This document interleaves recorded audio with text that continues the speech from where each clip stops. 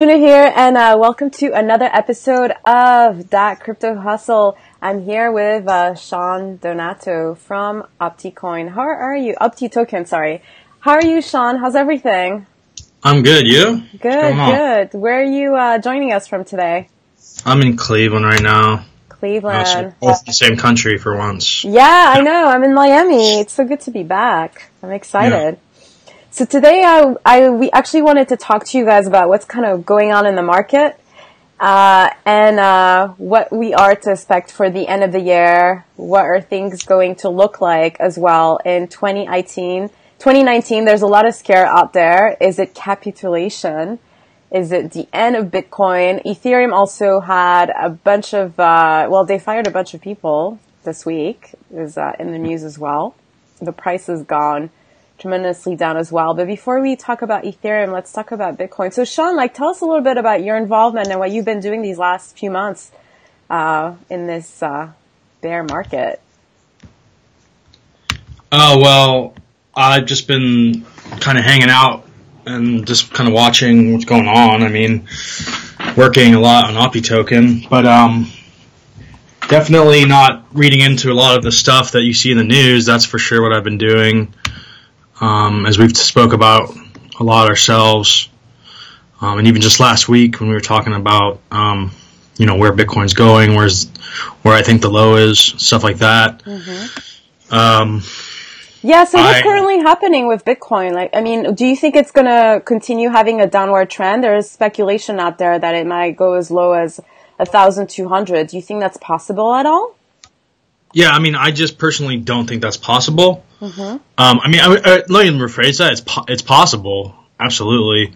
Do I think it's plausible? What's going to happen? I don't think so because, as I mentioned before, I'm not gonna say like firsties, but we were talking about the 50-month moving average like a few weeks ago, Mm-hmm. before everybody was talking about it, and along with that. And close to it is the 200-week moving average. And here's the thing. So, like, a 50-day moving average is pretty supportive or resistant, and it's pretty hard to break either up or down, mm-hmm. right? So, that's a 50-day. Now, when we talk about 50-week or 200-week or 50-month, these are really hard to break through. These just, this is like extreme support, because no one ever wants to increase the price. 1 second. Sure. Yeah, sorry, we had feedback. So you were saying? People just rarely think that the price is overbought when we approach these levels. It's where, that's kind of what everybody's saying. Just the consensus of people are saying, no, that's too cheap. And that's why we, kind of find these averages. So I personally if I had a stack of chips, I would probably put in like 90% that the 50-month, that it won't cross the 50-month. So, I guess I would say there's a 90% chance that, this level of 2,900 to, 3220, kind of where we, or 3210, where the low was today, will hold.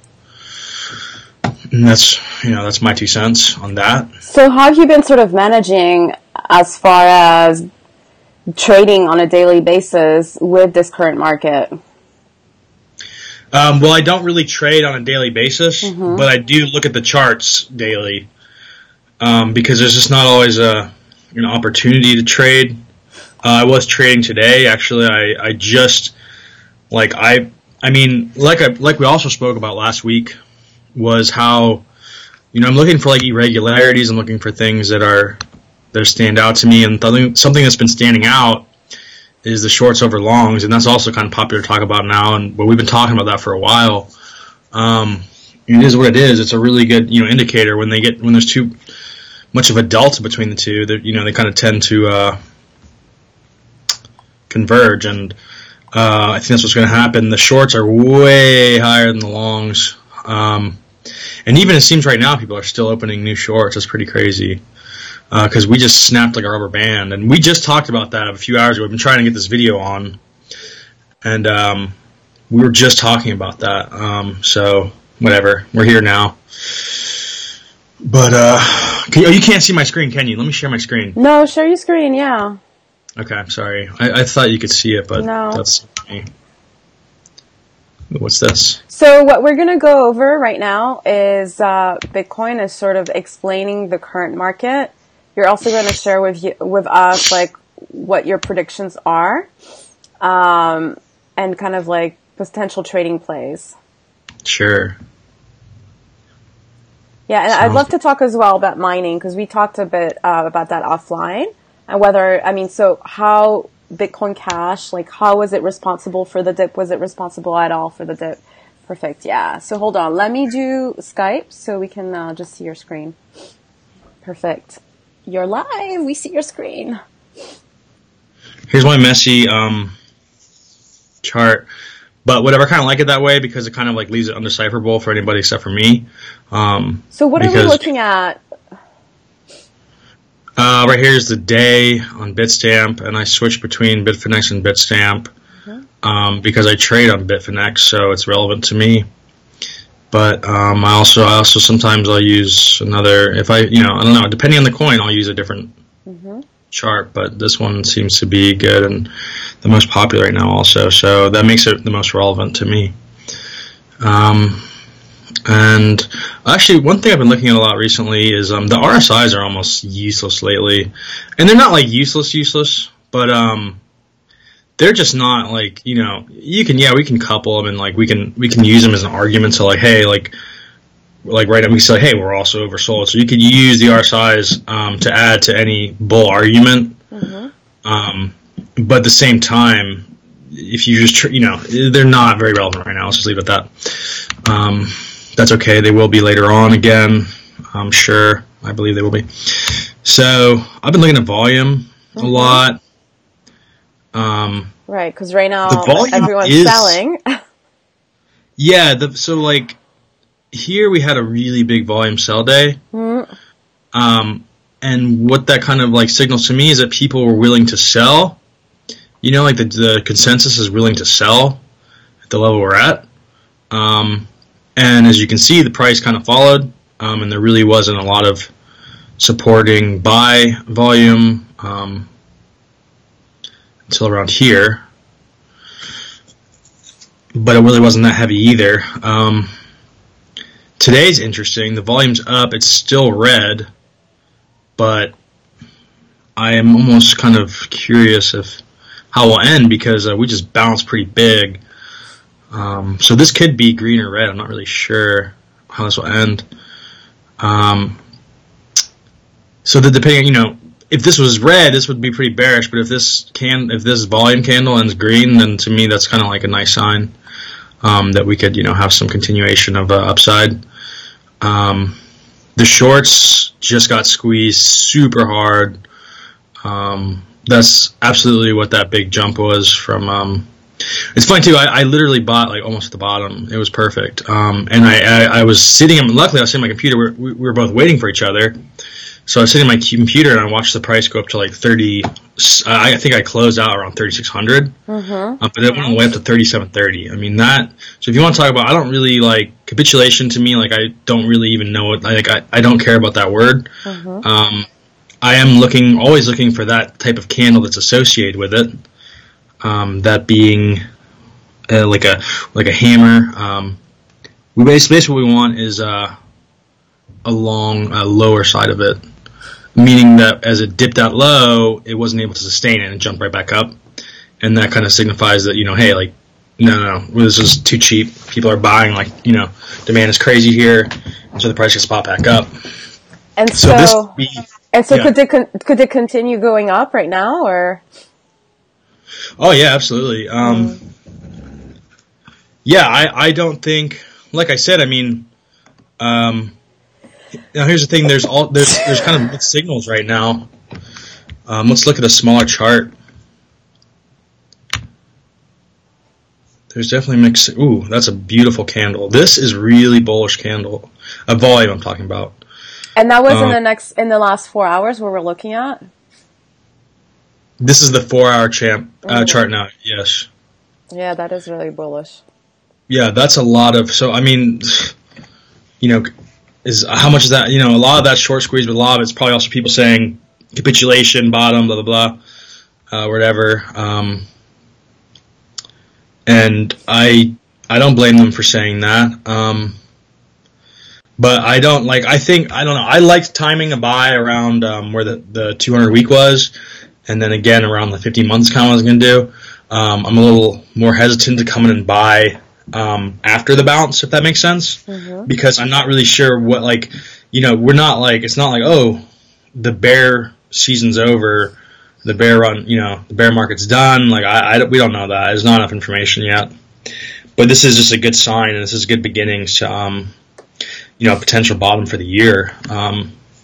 Maybe beyond that. I mean, possibly, depending on what you subscribe to.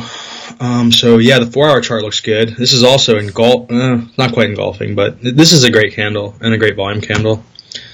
What else was the question on there?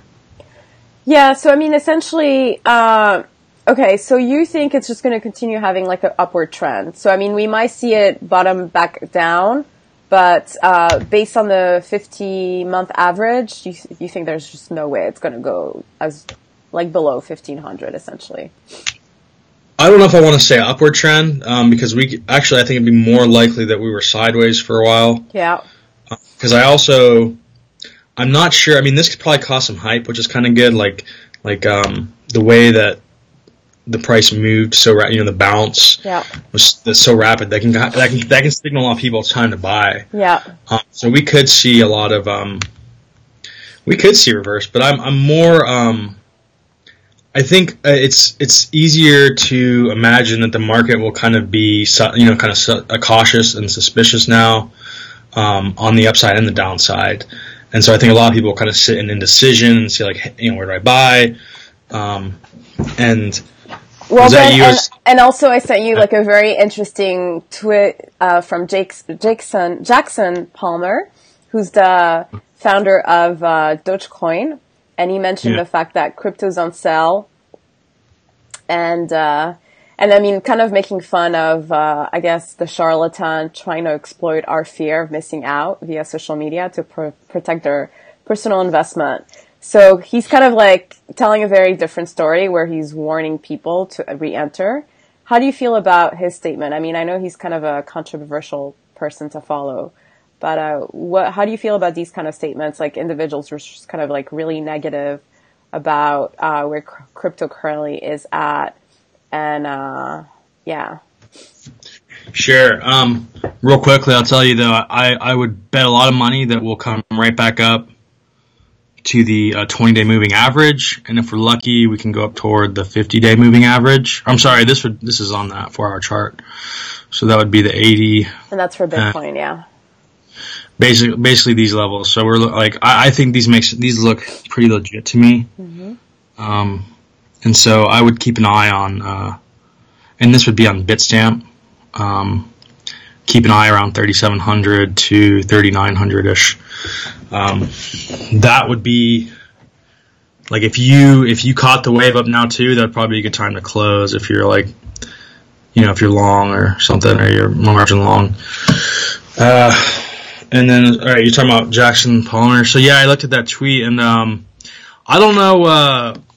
I don't really know where he gets off saying. Here's the thing: I don't know where anybody gets off saying anything about 1,200, 1,000, 2,000 until we break the 50-month.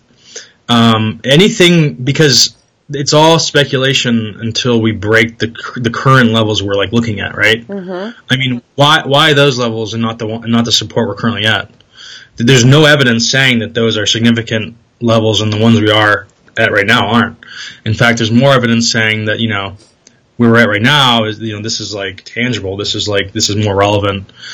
So what happens here is what I'm concerned about. Not if we were to break through and close under the 50-month or the 50-week, then I would absolutely be like, okay, that, I'd have to look, and that could be the next major target, that, but until we break through those, it's absolutely reckless and weird to talk about going that low. Because it's just speculating. That's all. That's really what that is speculation. Well, so also, that dude is yeah. Like, I remember him being I really, I can't follow Twitters and, I don't care whatever about, Dogecoin, what he did or whatever. I mean, but I can't listen to him if there's someone's, wrapped up in controversy. I can't really, take what they're saying serious. I think just because you were, a founder of a coin, I really don't give two shits about your, analysis of the market. You know what I mean? I don't care about, Arthur Hayes, all these, these people I do, the co-founder of Reddit. I don't care where you think coin's going to be, dude, because you have no basis to say that. If you show me a trader I respect and, maybe I've learned some stuff from, or I followed for a while, you know what I mean, or I know them, then I'll listen to them. But if it's just some random founder, I don't give two shits what that dude says. Yeah, no, fair enough. So, I mean, what's happening as well in the industry right now is that I'm also seeing that on LinkedIn is people are talking about the need of having stable coins, and that should help the industry overall because there's just too much volatility with the current crypto market. So can you explain first for people who don't know what a stable coin is? And how do you feel about that approach? Because, I mean, the thing with stable coins is that you wouldn't be able to really trade and make much profit from it. So what's kind of the difference, and why are people saying that that's what's needed in the industry? Can you explain that to us? That's so weird. I don't know. That's another thing that really, I'm so glad that people are all about that stuff because, I mean, seriously, that means that, that's who I'm trading against. That's awesome. Okay, the reason crypto was started was to get away from the US dollar. And definition basically of a stable coin as of right now, for the most part, is that it's stable and it's pegged to the US dollar. So the currency that a lot of the evangelical cryptocurrency people are trying to get away from is now something that you're paying a value to. So how does that not reinforce the fiat money you were trying to escape in the first place? Not we. I don't really care, but they are trying to escape in the first place. You see what I'm saying? Yeah. Furthermore, that fiat currency on purpose is inflated by, they try to make it around 2% each year. So that's crazy. So you're telling me that Bitcoin, it's deflationary so far. In its history, it's been deflationary. The US dollar is deflationary. So that's my starting issue with all that. What else? That's really my main beef. I do get it going in and out of trades and not having to go into an actual fiat is valuable. So I'm not saying the stable coins are a bad thing. I just don't I think it's bizarre that it's a hype and people almost talk about it one's going to outperform the other. That's crazy. You know what I'm saying? I've seen people's portfolio, and it's been altcoins and then DAI. And it's hold on, dude. If you have DAI, you may as well have nothing else but that right now because you're bearish on the overall market, okay? If you have altcoins, if one's going down 9 times out of 10, the other ones are going to devalue as well. So why you have DAI or whatever in there makes no sense to me. So, Sean, can we go back to seeing your face? Yes. I'm sorry. No, it's all right. Just because it's a little weird in here. It is weird. I know. My fault. All right. So, so essentially I wanted to ask you as well. I'm in. Yes. Ethereum had to let go of a big percentage of their staff. And part of it as well is kind of the technology not being ready. So, I mean, it's funny because actually I shared with you an interesting tweet because I was just going through Twitter to kind of get a pulse for what everyone's talking about. This one was from, hold on, let me find it. It's from Kevin Tem. And essentially he was comparing Ethereum and Bitcoin to Uber and Lyft. So he was saying, let me go back, Bitcoin is the next Lyft and Ethereum is the next Uber. The comparison being that Ethereum is pretty bullish when it comes to being really active in the press and really pushing through their agenda. Bitcoin is a little bit more subtle. And so he was saying that some of the problems is first regulations and also the technology not being ready. So how do you feel about those kind of comments? I know that, I mean, for you at the end of the day, like, you're not, you're mainly like taking opportunities when it comes to like trading and really being able to kind of like look at the chart, and that's what you take into consideration. But yeah, I mean, so what are your thoughts when you hear comments like that on Twitter? Well, I really like that one, and that's really awesome. I think that's a great comparison. Yeah, I think you mentioned you like it too, or I don't know how you feel about it. Yeah, I do, just because I feel like it's true. Like, Ethereum is really great when it comes to first of all, getting bigger corporation on board as far as using Ethereum. They're also really big with press and doing a lot of, as far as like also doing a lot of different events in the industry and just really pushing hard for mass adoption, and most importantly, to really raise awareness about what blockchain capabilities are. And Bitcoin, I guess because it's been around for longer, it's probably filled more with developers. Like, probably Ethereum has a really good marketing team, I would say.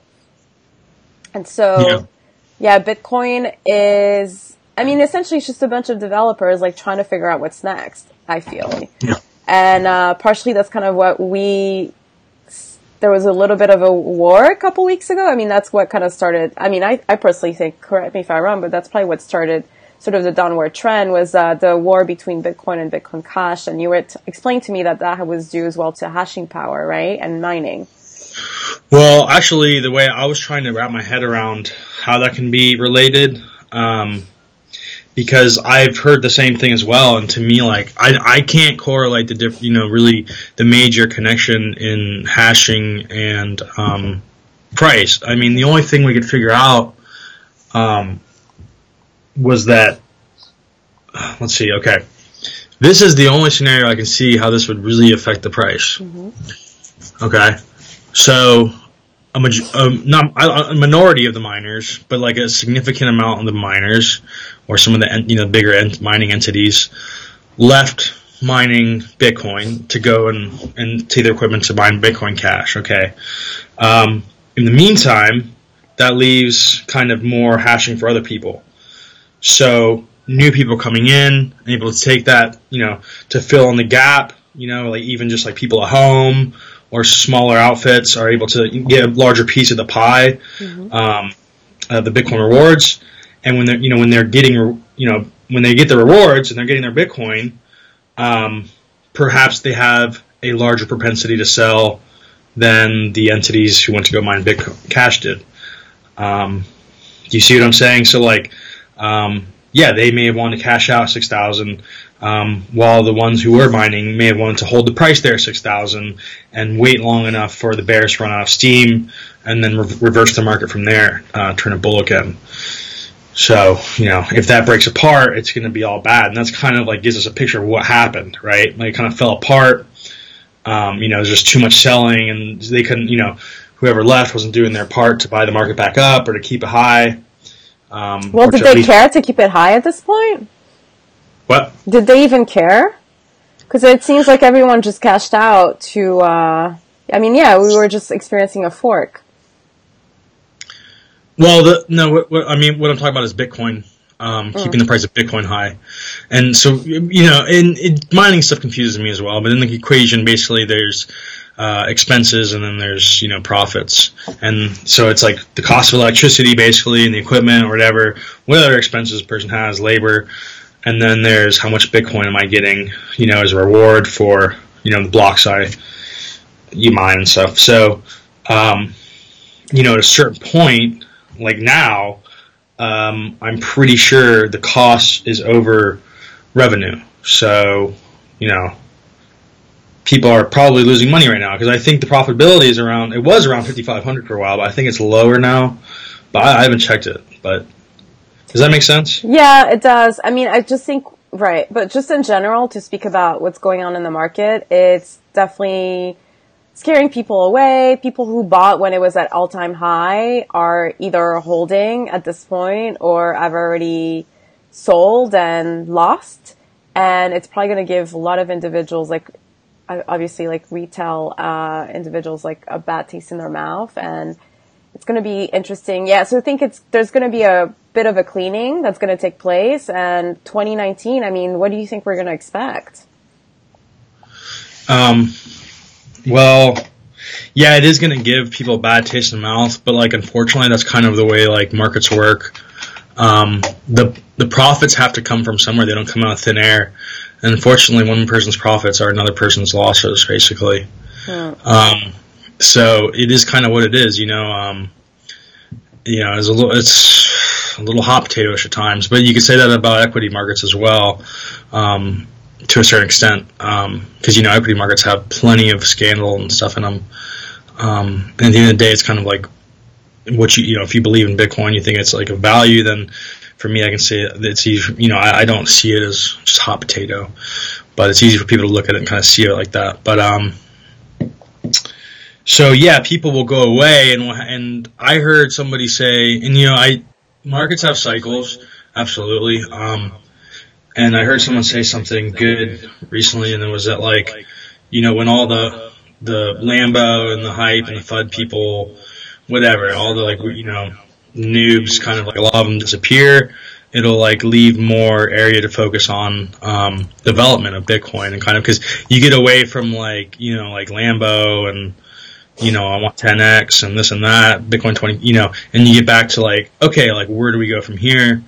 Like, what's the next step in develop? Like, yeah, you know what I'm saying? Like, So, and then that in itself eventually gets back. Stuff starts getting developed and worked on, and like all of a sudden it's like, hey, the valuation is like undervalued right now. It's low right now. Like, we need to like, people start buying, and you get the whole cycle again, essentially. So. Yeah, no, most definitely. So, I mean, what would be sort of like your recommendation right now as people are leaving and the prices have been dropping? We'll see what happens in the next few weeks, obviously. What would be your recommendation? What are some of the plays you've done? So are you just playing with Bitcoin right now? Are you playing with anything else? No, I was shorting Ripple for, I talked about this, so I've been shorting Ripple. I'm still am, actually. And let me look at it. How come Ripple's not as affected? Well, that's why it was my original target, but also just because of stuff on the charts. I don't know. I mean, just less people are willing to sell. I mean, there could be news like waiting to come out. Who knows? It has came down. Like, it was around 39 cents, I think, when I started my position. The thing is, though, I wanted to short it against Bitcoin because, I don't know. I mean, I like to short alts against Bitcoin. It kind of gives you a little bit of insurance, because if they kind of like take off all of a sudden, like, usually like Bitcoin will kind of follow suit, and like eventually like bring back the dominance, especially in this type of market. So, whereas US dollar is not going to catch up with any, what I mean? It's not like, right. You get what I'm saying. Yeah. US dollar gain 20%, in a few days, and, reverse my whatever losses or turn a profit. So do you want to share with us the screen for Ripple? Okay. Hold on one sec. But, it turns out there was a lot of other better altcoins to short. Oh, yeah. One that I shorted one yesterday, even when it was down like a lot, and it was a clear play. I don't know why I did it sooner. And I literally just, I have like I basically have like a little basket of coins I watch and I look at, or, I have my go-to assets that I kind of understand. I follow their development, and I feel comfortable with their, their price action, the way their prices move and their trends. So that didn't include EOS at the time, but I really wish it did, because I'm really bearish on EOS. I just think it's a bunch of bullshit. Really? Yeah, I really do. I mean, I really think it's just stupid. I see like it's not working out already, and why is it not working out? Well, they're having problems with governance, and there's arguments, and they want to change things, and just that type of turmoil. What begins chaotic tends to end chaotic, and that's just kind of the feeling I have with it. And then the main reason is the developer guy, Dan. What's his name? Well, he leaves every project, and now it's like... Dan Merrimer, or... Yeah, I mean, the guy's like a freaking loser, so... seriously, that's just ridiculous, I actually, when first started talking about EOS, I liked... Dan Larimer. And I bought it. I bought EOS around 50 cents, and I did well with it. But it's just like, he looks like he's going to leave, so, like, how can I respect a quality like that? Even if there's, like, discussion about that, like, you need to come out right away and, like, qualm everybody's fears, like, hey, I'm not going anywhere. I'm, like, going to stick with this project. It's the one that, but if you don't come out and say that, then you're just going to leave again. And just like BitShares, I think the price will follow similar suit. So, yeah, sure, next bull run or something will probably get some hype. The good thing they got going for them is they do have, like, Brock Pierce and, like, some, like, guys who are, like, like, great people to have on your team. You know what I mean? Like, they're good business people.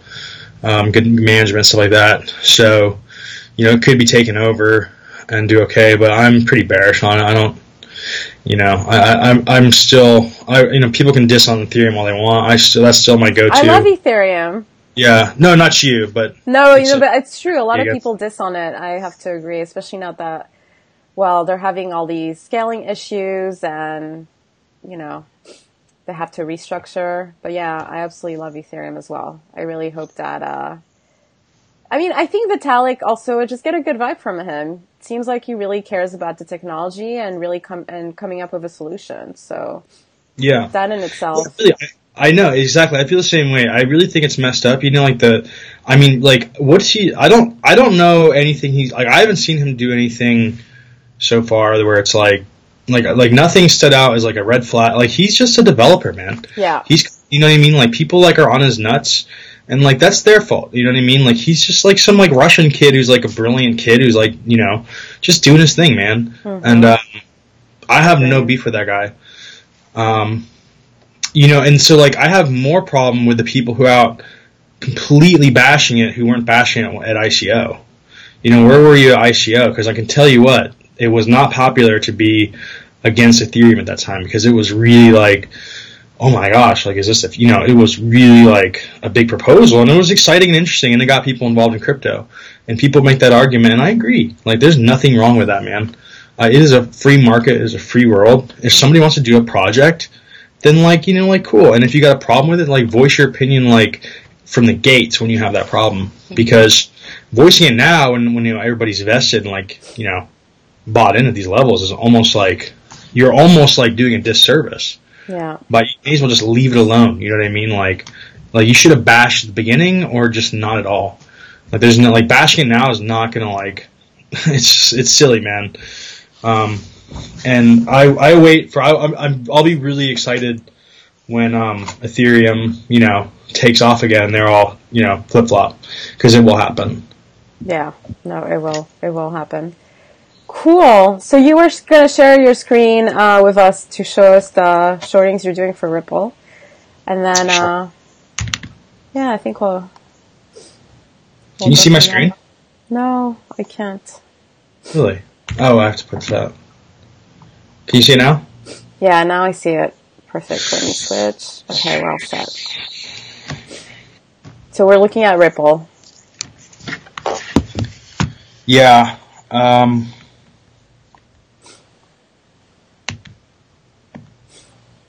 This is Ripple Bitcoin chart.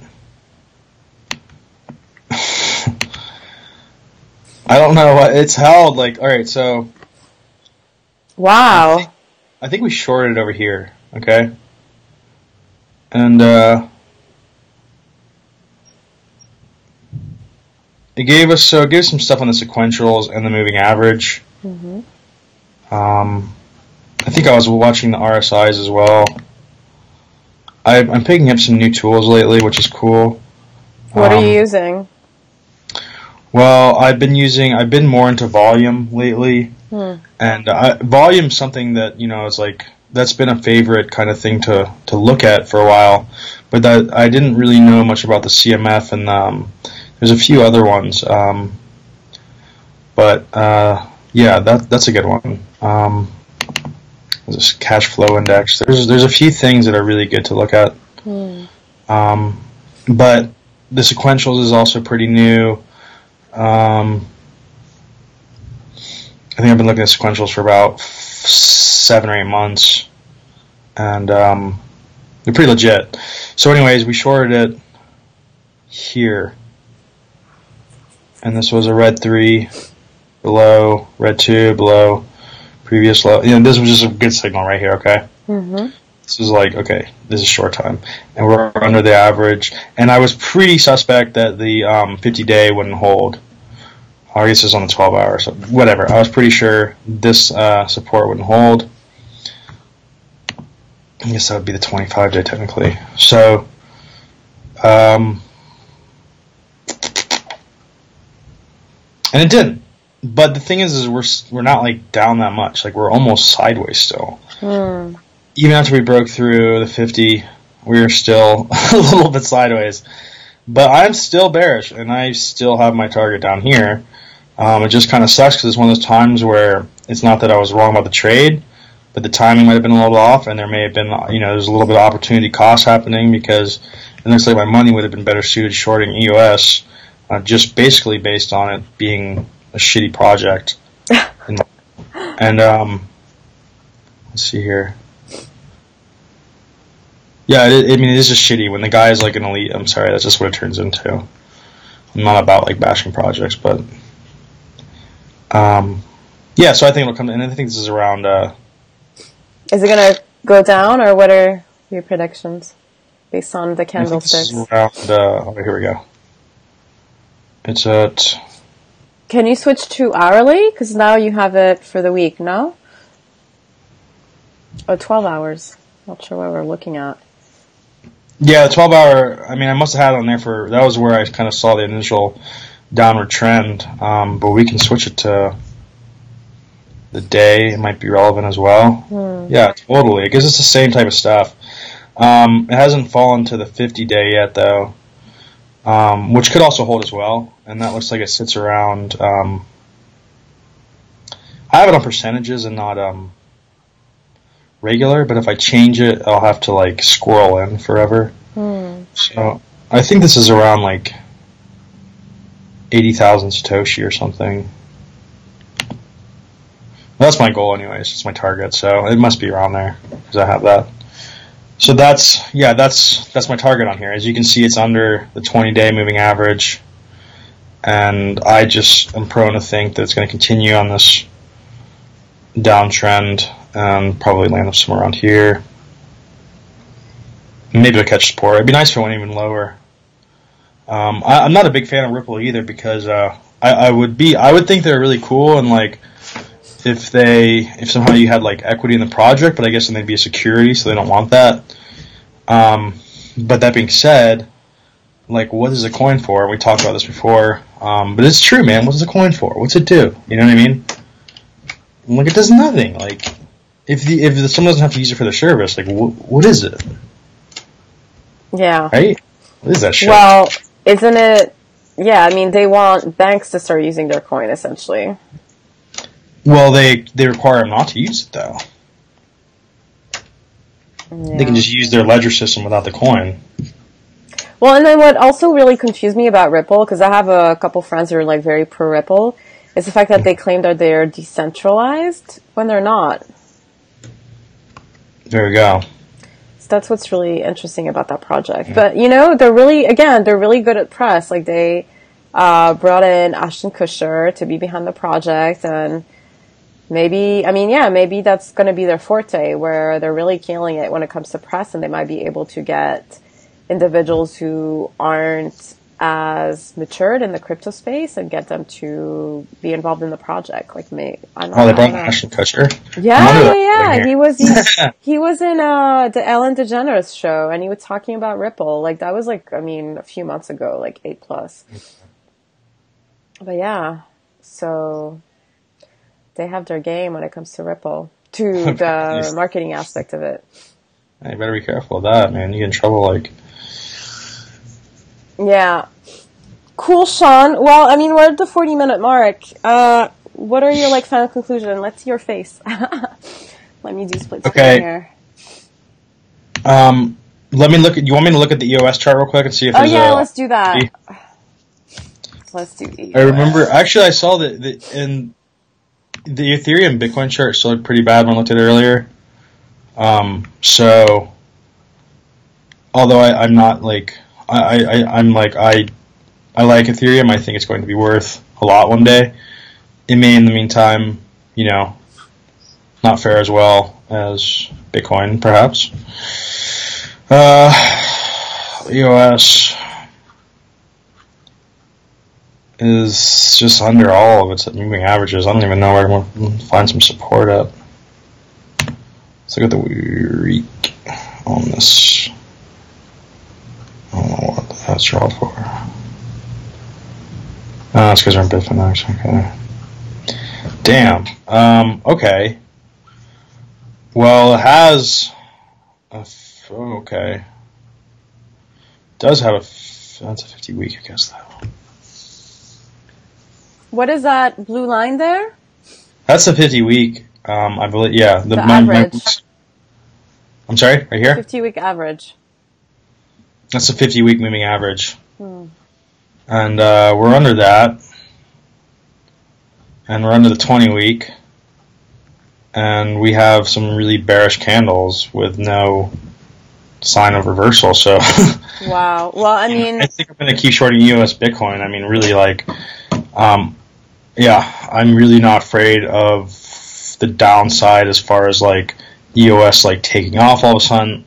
I'll probably put some stop losses above here and have a beautiful trade. I can just sit back and like this, like I could probably short this until EOS is back around like 50 cents.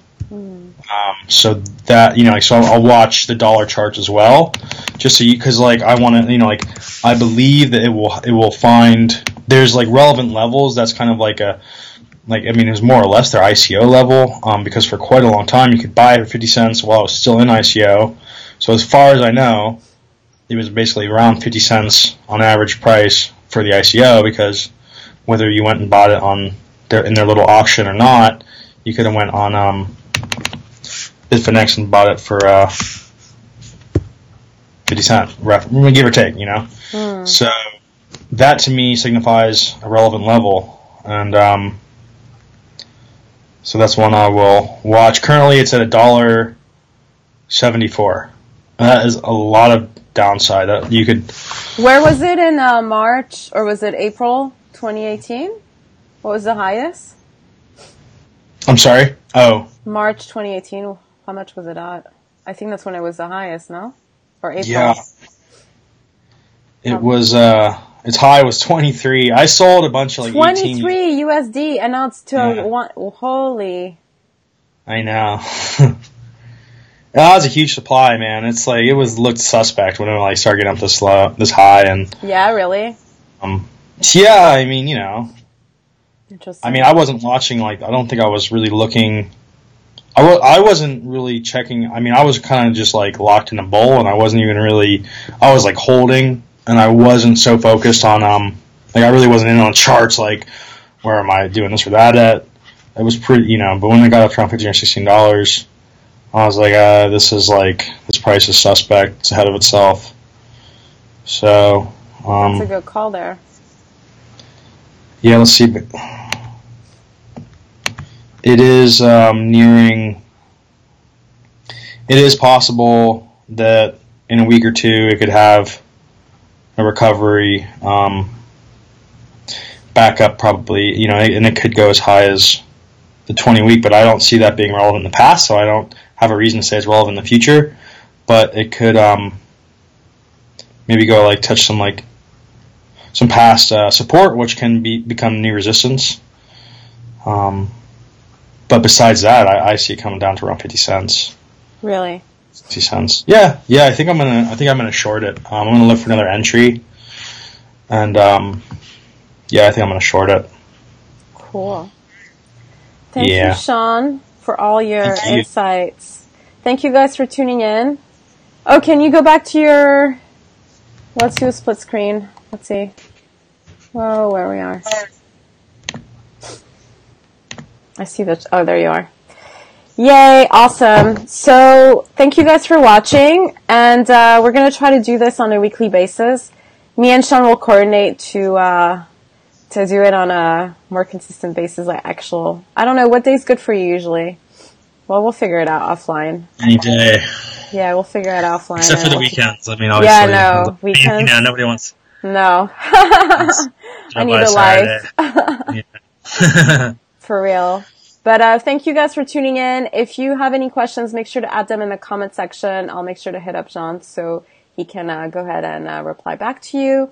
And make sure to subscribe to That Crypto Hustle, as every week I bring different influencers and trader in the crypto space, like lovely Sean Donato, who is kind enough to join us today.